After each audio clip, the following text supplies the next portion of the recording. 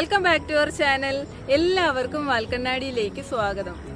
അപ്പോൾ നമ്മൾ മലയാളികൾക്ക് എന്നും പ്രിയപ്പെട്ട കാഴ്ചകളാണ് ഇതുപോലെയുള്ള പാടവരമ്പും പച്ചപ്പും നിറഞ്ഞ കാഴ്ചകൾ. അപ്പോൾ ഇന്നത്തെ ഈ ഒരു വീഡിയോയിൽ നിങ്ങളെ എല്ലാവരെയും കൂട്ടിക്കൊണ്ട് നമ്മൾ പോകുന്നത് ഇങ്ങനെ ഒരു ഹരിതാഭയും പച്ചപ്പും നിറഞ്ഞ ഈ കാഴ്ചകളൊക്കെ കാണാനായിട്ടാണ്. അപ്പോൾ നമുക്ക് ഒട്ടും തന്നെ താമസിപ്പിക്കാതെ വീഡിയോയിലേക്ക് കടക്കാം.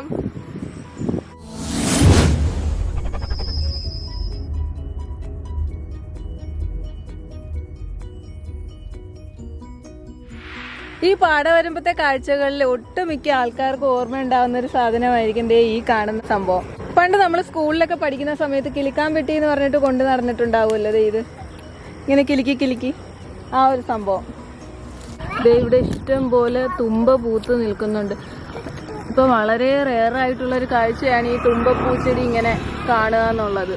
പണ്ടൊക്കെ നമ്മൾ ചോറും കൂട്ടാനും ഒക്കെ വയ്ക്കുമ്പോൾ അതിൽ മെയിനായിട്ട് നമ്മൾ വൈറ്റ് റൈസ് ആയിട്ട് എടുക്കുന്നത് തുമ്പയുടെ പൂവായിരുന്നു.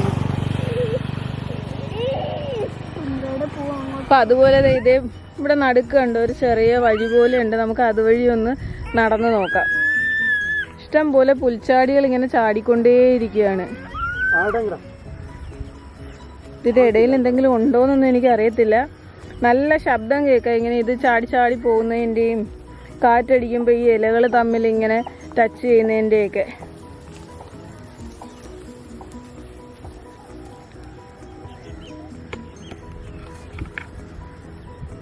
കണ്ടോ, ഈ വഴിയിലൂടെ നമുക്ക് ഇങ്ങനെ ഒന്ന് നടന്നു നോക്കാം.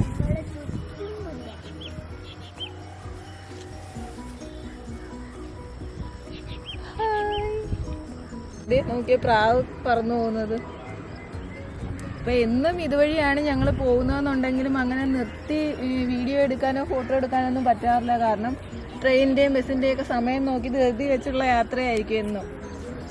അപ്പൊ ഇന്ന് ഞായറാഴ്ച രാവിലെ ഞങ്ങള് കൊച്ചുങ്ങളെയൊക്കെ ഇത് കൊണ്ടുവന്ന് കാണിക്കുക. നമുക്ക് എല്ലാവർക്കും ഇതിങ്ങനെ ഒരു വീഡിയോ എടുത്തു വെച്ചാൽ ഭാവിയിൽ ഇങ്ങനെ ഒരു സ്ഥലം നമുക്ക് കാണുമെന്ന് തന്നെ ഉറപ്പില്ല. അപ്പം ശരിക്കും ഞാൻ വിചാരിച്ചിരുന്നത് ഈ സംഭവം ഇങ്ങനെ നടക്കാൻ പറ്റുന്നൊന്നും അല്ല. ഇതിൻ്റെ അടിയിൽ മൊത്തം വെള്ളക്കെട്ടായിരിക്കുമെന്നാണ് വിചാരിച്ചത്. ഇനി എന്താണെന്നറിയാൻ വയ്യ. ഇതൊന്നും ശരിക്കും കണ്ടിട്ടില്ല നേരിട്ട്. അങ്ങനെ ഇറങ്ങി ദൂരെ നിന്നിട്ടുള്ള കാഴ്ചയല്ലേ ഉള്ളൂ. അല്ലാതെ ഇങ്ങനെ നേരിട്ട് ഇറങ്ങി ഇതൊന്നും കണ്ടിട്ടൊന്നുമില്ല. എന്തായാലും കൊള്ളാം, നല്ല ഭംഗിയുണ്ട്. ഇവിടെ ഇത് നോക്ക്.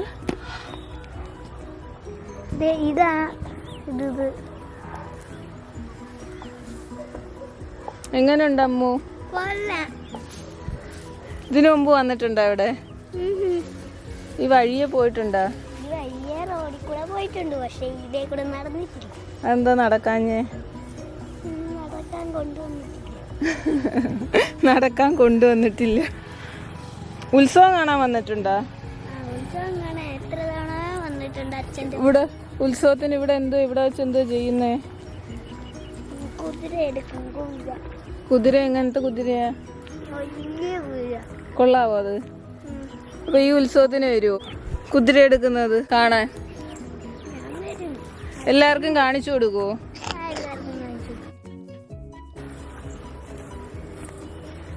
എത്രയോ പേര് ഇവിടെ മൊത്തം ആൾക്കാരാണ് ഉത്സവത്തിനാ?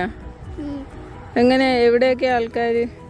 അവിടെ ഇവിടെ മൊത്തം ആൾക്കാരാ. പിന്നെ കുതിര എടുക്കാൻ 4 കയറുണ്ട്, അതിൻ്റെ അകത്ത് പിടിച്ച് വലിക്കും, അല്ലെങ്കിൽ ഇവരടിഞ്ഞ് വീഴും. അത്രയും വലുതാണോ? നടത്തി ഐസ്ക്രീം ഒക്കെ കുടിക്കുവോ? രാവിലെ ഉറക്കം എഴുന്നേറ്റ് ഇങ്ങോട്ട് വന്നതാണ്. സൺറൈസൊക്കെ കാണാൻ പറ്റിയൊരു സ്ഥലമാണിത്.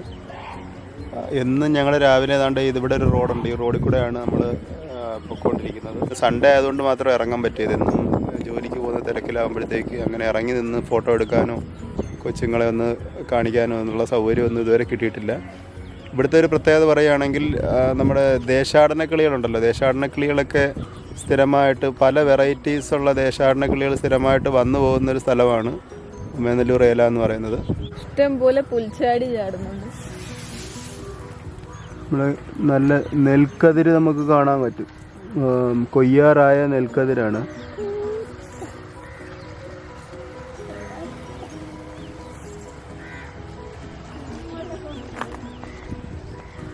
പുൽച്ചാടി കാണുന്നുണ്ടോ? ഇല്ലില്ല. അപ്പോൾ ഇത് കൊയ്തിട്ട് 2-3 ദിവസമേ ആയുള്ളൂ.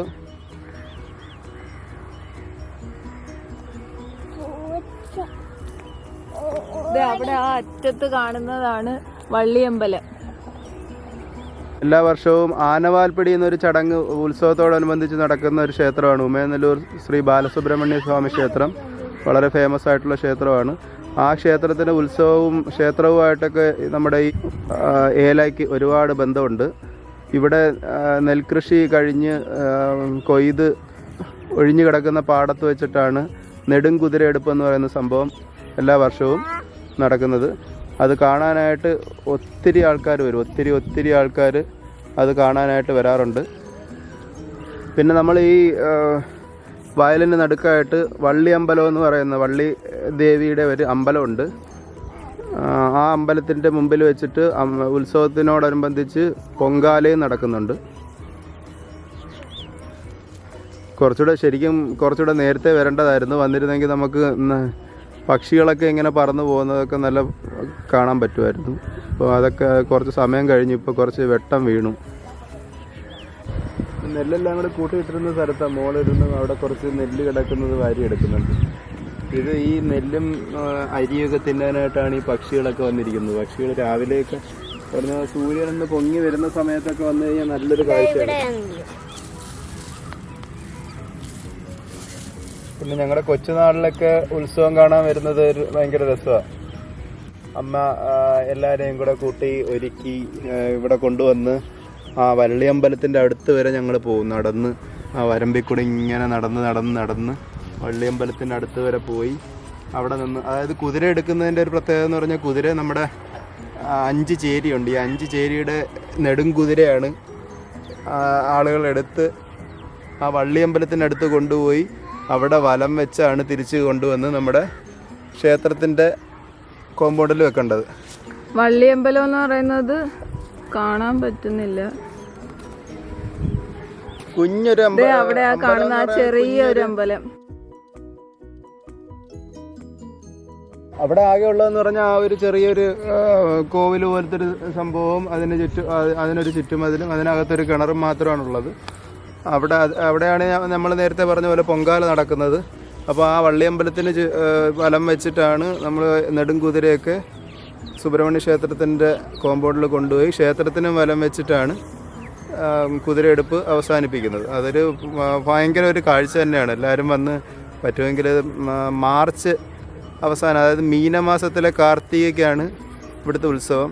അതെല്ലാവരും വന്നൊന്ന് കാണണം. അതൊരു ഭയങ്കര ഒരു എക്സ്പീരിയൻസ് ആണ്. ഇപ്പോൾ എല്ലായിടത്തും ഒന്നും കാണാൻ കിട്ടാത്തൊരു സംഭവമാണ്. വന്ന് കാണാൻ പറ്റാത്തവരുണ്ടെങ്കിൽ നമുക്ക് വ്ളോഗ് ചെയ്യാൻ മാക്സിമം നോക്കാം. എന്നിട്ട് വ്ളോഗ് ചെയ്യാൻ ശരിക്കും പറഞ്ഞാൽ ഭയങ്കര ക്രൗഡാണ്. അതിനിടയ്ക്ക് വ്ളോഗ് ചെയ്യാൻ ഇത്തിരി ബുദ്ധിമുട്ടാണ്. എന്നാലും നമ്മൾ മാക്സിമം ട്രൈ ചെയ്യാം.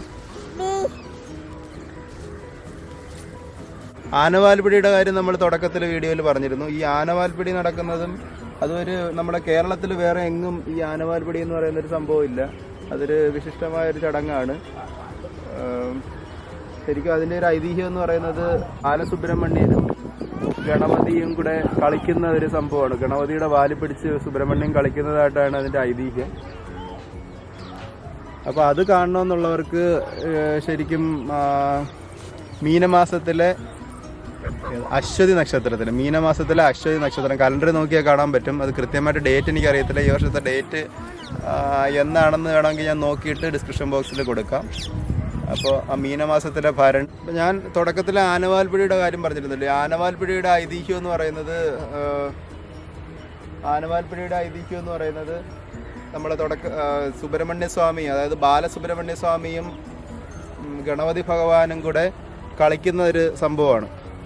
കളിക്കുന്നതെന്ന് പറഞ്ഞാൽ ബാലസുബ്രഹ്മണ്യ സ്വാമി ഗണപതി ഭഗവാന്റെ വാലിൽ പിടിച്ച് കളിക്കുന്നതായിട്ടാണ് ഐതിഹ്യം. കാപ്പുകെട്ടി വ്രതമെടുത്ത് നിൽക്കുന്ന ഭക്തജനങ്ങൾ ഏത് ആനയാണോ ഇതിനായിട്ട് നിയോഗിച്ചിരിക്കുന്നത് ആ ആനയുടെ വാല് പിടിക്കുന്നത്. ആന ഓടുകയോ അതിൻ്റെ പിറക്കെ പോയി വാല് പിടിക്കുകയും ചെയ്യുന്നതാണ് സംഭവം. ഇത് കാണാനായിട്ട് മീനമാസത്തിലെ അശ്വതി നക്ഷത്രത്തിൽ രാവിലെ 11 മണിയോടുകൂടിയാണ് ഈ ചടങ്ങ് സാധാരണയായിട്ട് എല്ലാ വർഷവും നടക്കുന്നത്. ഈ ചടങ്ങിന് തൊട്ട് മുന്നായിട്ട് ഈ ആന ഊട്ട് എന്ന് പറയുന്ന സംഭവമൊക്കെ നടക്കുന്നുണ്ട്. ഇതെല്ലാം വളരെ വ്യത്യസ്തമായിട്ടുള്ള കാഴ്ചകളാണ്. ഇതെല്ലാം നിങ്ങൾ വന്ന് കാണാൻ ശ്രമിക്കുക. ഞങ്ങൾ വ്ളോഗ് ചെയ്യാൻ പറ്റുമെങ്കിൽ, അതായത് വന്ന് കാണാൻ പറ്റാത്ത പ്രവാസികൾക്ക്, ദൂരെയൊക്കെ ഉള്ള ആൾക്കാർക്ക് ഇത് ഞങ്ങൾ കാണിച്ചു തരാൻ മാക്സിമം ശ്രമിക്കുന്നതാണ്. ഇനിയിപ്പോൾ നമ്മുടെ പഴയ വീഡിയോയും പുതിയ വീഡിയോയും തമ്മിലൊന്ന് കമ്പയർ ചെയ്തിട്ട് കമൻസ് ഒക്കെ ഇട്ട് കഴിഞ്ഞാൽ ഞങ്ങൾക്കതൊരു എന്താ പറയുന്നത്, ഒരു പ്രചോദനമായിരിക്കും. ഇന്നത്തെ വീഡിയോ ഇത്ര പോരെ? ഇന്നത്തെ വീഡിയോ ഇത്രയേ ഉള്ളൂ. എല്ലാവർക്കും ഇഷ്ടമായി കാണുമെന്ന് വിചാരിക്കുന്നു. അതുപോലെ ഈ കാണാത്ത കാഴ്ചകളൊക്കെ കൊതിച്ചിരിക്കുന്നവർക്ക് വേണ്ടിയിട്ട് ഈ വീഡിയോ ജസ്റ്റ് ഒന്ന് ഷെയർ ചെയ്യാൻ പറ്റുമെങ്കിൽ ഷെയർ ചെയ്യുക. വീഡിയോ മാക്സിമം ലൈക്ക് ചെയ്യുക, സപ്പോർട്ട് ചെയ്യുക. ഇനി അടുത്ത ഇതിലും നല്ലൊരു വീഡിയോയുമായിട്ട് വരുന്നത് വരെ Tata. Thank you for watching.